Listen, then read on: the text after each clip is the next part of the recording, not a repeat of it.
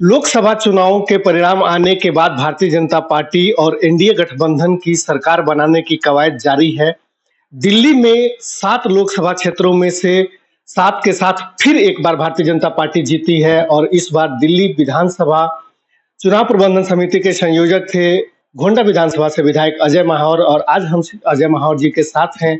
इनसे बात करते हैं कि ऐसी कौन कौन सी परिस्थितियां रहीं जिसे लेकर के भारतीय जनता पार्टी यहाँ आगे आई, और विशेष करके उत्तर पूर्वी जिला में जो लोकसभा क्षेत्र में, जहां पर मनोज तिवारी एकमात्र ऐसे व्यक्ति थे जिन्हें तीसरी बार चुनाव मैदान में उतारा गया और इस बार भी उन्होंने जीत दर्ज की है। विधायक जी, बहुत बहुत स्वागत है आपका। क्या कहेंगे इस बार के चुनाव परिणाम को लेकर के, विशेष करके दिल्ली के परिप्रेक्ष्य? बहुत अच्छा चुनाव परिणाम है। पहली बार यूनिफाइड गठबंधन उनकी तरफ से लड़ा जा रहा था। उसके बाद भी हमने तीसरी बार उनको शिकस्त दे करके और लगातार जीत की हैट्रिक लगाई है। और बहुत गर्मी थी, लंबा चुनाव था, कार्यकर्ताओं ने कठोर परिश्रम की। केंद्र के मार्गदर्शन में, मोदी जी के नेतृत्व में, दिल्ली प्रदेश भाजपा और उनके तमाम नेताओं के सहयोग से चुनाव प्रबंधन समिति ने भी अच्छा काम किया, लोकसभा चुनाव प्रबंधन समितियों ने भी अच्छा काम किया, और सबके सामूहिक प्रयास के कारण भारतीय जनता पार्टी दिल्ली में 7 सीट पर कमल खिलाने में सफल रही और नरेंद्र मोदी जी की झोली में 7 कमल के फूल दिए। एक सवाल ये है कि दिल्ली में अगर बात करें तो दिल्ली की जनता और दिल्ली का जो वोट शेयर है भारतीय जनता पार्टी को, वो जस का तस दिख रहा है, 54 पॉइंट कुछ। दिल्ली के 7 सीटें जीतने में भारतीय जनता पार्टी कामयाब रही, लेकिन पूरे देश की अगर बात करें तो भारतीय जनता पार्टी पूर्ण बहुमत हासिल करने में कामयाब नहीं हो पाई। क्या लग रहा है कि ऐसा क्या वजह रहा होगा कि देश में वो मैसेज नहीं गया और दिल्ली में वो मैसेज था? देखिए, ये बात सच है कि अपेक्षा से कम सीटें हमें कुछ मिली हैं। अनेक प्रांतों में तो हमको हमारे टारगेट के हिसाब से ही मिली है सीट, लेकिन कई प्रांतों में हम पीछे रह गए। अलग अलग विवेचना होगी, तब समीक्षा होगी, तब पता लगेगा। लेकिन मोटे तौर पर मुझे लगता है कि कुछ कमियां रही होंगी जरूर, और विपक्ष जो प्रोपेगेंडा फैला रहा था संविधान को लेकर के, और वो 400 पार नारे को जो हम एक मजबूती के लिए, मजबूत सरकार के लिए हमने वो नारा दिया था, उसको वो संविधान बचाने के झूठे षड्यंत्र में गुमराह करने में लोगों को कुछ कामयाब रहे। बाकी हमें लगता है कि देश ने फिर भी एनडीए को पूर्णता से बहुमत दिया है। 3 राज्यों में भी हमारी सरकार आई है, और भारतीय जनता पार्टी सबसे बड़े दल के रूप में भी आज भी खड़ी है।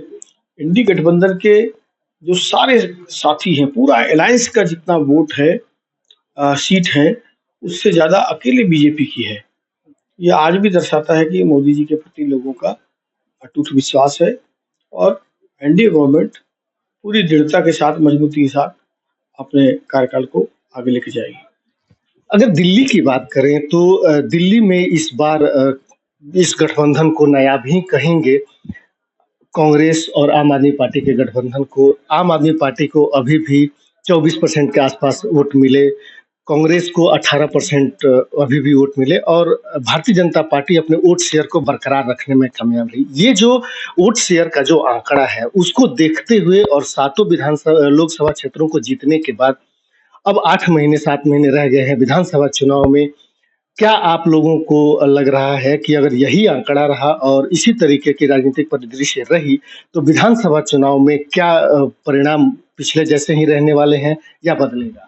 तो मुझे लगता है कि इस बार चुनाव बहुत अलग होगा। अरविंद केजरीवाल डिस्क्रेडिट हो चुके हैं, डिफेम हो चुके हैं। आज उन पर भ्रष्टाचार के तमाम आरोप हैं, और उनके अनेक मंत्री जेल में हैं, और उससे वो पीछा नहीं छुड़ा पा रहे, क्योंकि उन्होंने भ्रष्टाचार किया है। इस लोकसभा चुनाव में हमने 52 सीटें जीती हैं, 18 सिर्फ लूज की हैं। तो आपने देखा होगा कि उस 52 की 52 सीटों पर हमने अच्छे मार्जिन से जीत हासिल की है। तो कुल मिलाकर हमें उम्मीद है यही रिजल्ट लगभग परिलक्षित होगा, बल्कि कुछ सीटें इसमें और बढ़ेंगी और हम पूर्ण बहुमत के साथ दिल्ली में इस बार सरकार बनाएंगे। अरविंद केजरीवाल ने जेल के बदले वोट की मांग की थी, जिसको दिल्ली की जनता ने पूरी तरह से नकार दिया है। यह अरविंद केजरीवाल की बहुत बड़ी नैतिक हार भी है और फिजिकल हार भी है। तो उनको तो तुरंत अपने त्याग पत्र देना चाहिए।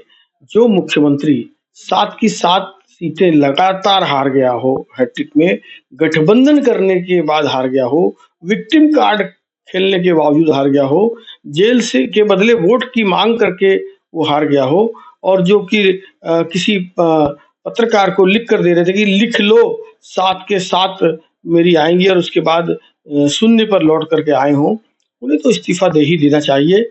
अगर वो इस्तीफा दे देंगे तो आम आदमी पार्टी कुछ संभल भी जाए, अदरवाइज आम आदमी पार्टी का संभलना बहुत मुश्किल है। उनके कार्यकर्ताओं में घोर निराशा है, वो अंदर से टूटे हुए हैं, वो अभी मुखर होकर बोल नहीं रहे हैं। वक्त आने पर वो सब मुखर होकर भी बोलेंगे और वो कोई भी भ्रष्टाचारी कट्टर बेईमान लोगों के साथ खड़े नहीं होंगे, ऐसी मेरी आशा है। जब अगर इस लोकसभा क्षेत्र की बात करें, उत्तर पूर्वी लोकसभा क्षेत्र की, तो यहाँ पर मनोज तिवारी फिर एक बार चुनाव जीतने में कामयाब तो जरूर हुए हैं, लेकिन कन्हैया कुमार के आने की वजह से या फिर ऐसी कोई वजह आप लोगों को क्या लगता है कि पिछली बार जो मनोज तिवारी 4 लाख से ज्यादा वोटों से जीत दर्ज किए थे, इस बार ऐसी क्या वजह रही कि वह मार्जिन जो है 1,38,000 के आसपास आ गया? क्या एंटी इनकम्बेंसी थी या कन्हैया कुमार के आने से बहुत सारा वोट जो है विशेष करके पूर्वांचल और यहाँ के कांग्रेस जो है वो एक साथ आ रही, क्या वजह थी? नहीं, बहुत अंतर नहीं पड़ा है। पिछली बार का जीत जो थी वो 3,66,000 की थी और अभी 1,38,000 की है। अब डिफरेंस समझिए आप। पिछली बार का अगर आप शीला दीक्षित जी का और दिलीप पांडे जी का दोनों का अगर वोट जोड़ देंगे आम आदमी पार्टी और कांग्रेस का, जैसे इस बार हुआ है, तो वो 1,75,000 के नीचे ही है। कुल मिलाकर के 1,25,000 का ही डिफरेंस था पिछली बार भी, अगर उस समीकरण में जाएं तो, जो इस बार ज्वाइंट लड़े हैं ये। तो इसलिए कोई बहुत बड़ा अंतर आया ऐसा नहीं है और हमने अपने वोट शेयर को भी मेंटेन किया है और फिर इतनी 10 साल की थोड़ी बहुत एंटी इनकम्बेंसी खड़ी हो ही जाती है।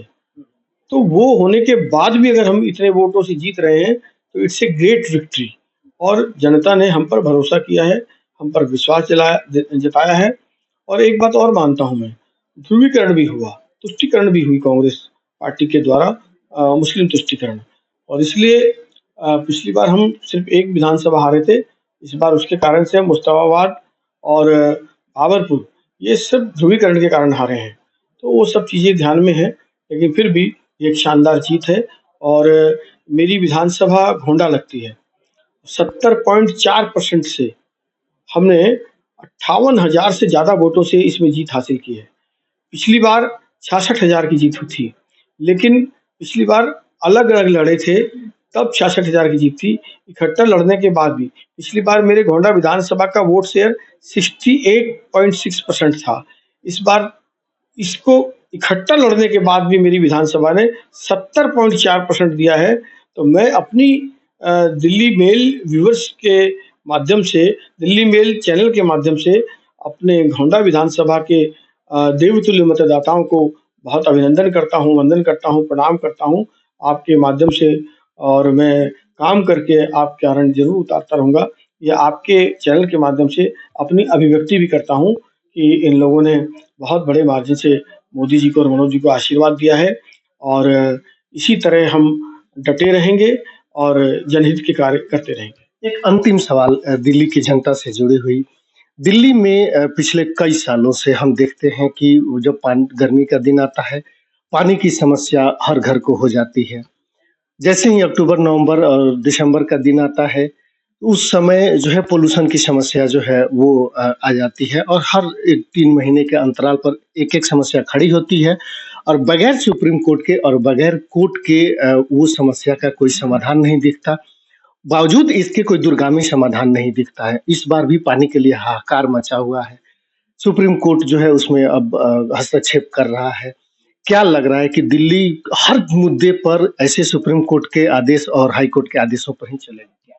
देखिए, दिल्ली सरकार वाटर मैनेजमेंट में बिल्कुल फेलियर साबित हुई और आप ये देखिए कि शीला दीक्षित ने जिस हालत में छोड़ी थी, उस समय कुछ हज़ार करोड़ का घाटा छोड़ा था और आज हालत ये है कि 75,000 करोड़ से ज़्यादा की लायबिलिटी खड़ी है।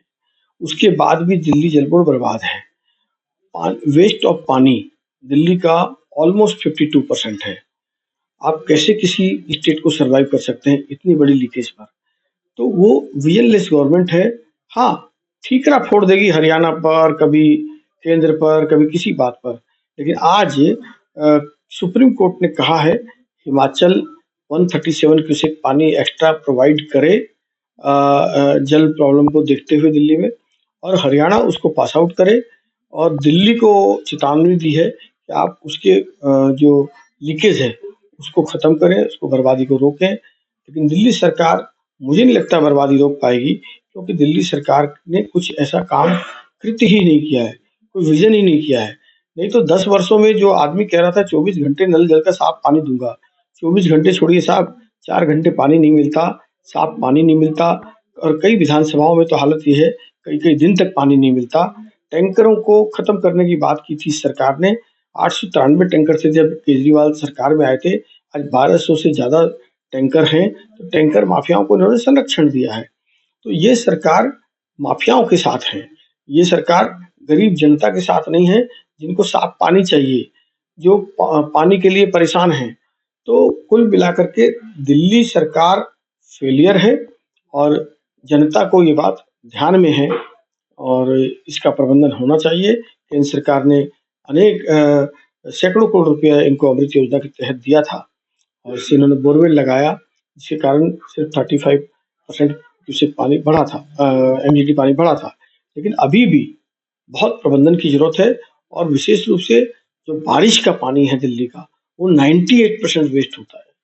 तो ये बहुत भयानक स्थिति है दिल्ली की, जिसको दिल्ली सरकार को इधर-उधर की बातें ना कर ये बता मेरा काफिला क्यों लूटा, तो उनको ये बात समझनी पड़ेगी। नहीं तो दिल्ली की जनता ने जो हाल उनका अभी इस सातों लोकसभा सीट पर किया है, वही हाल इनका दिल्ली के अगले विधानसभा चुनाव में करने वाली है। ठीक है, बहुत-बहुत धन्यवाद। तो ये थे विधायक अजय महावत, जिनसे हम बात कर रहे थे दिल्ली के परिदृश्य में जो लोकसभा चुनाव परिणाम आए और इस परिणामों से भारतीय जनता पार्टी कितना उत्साहित है, इस बात को आपने खुद ही सुना।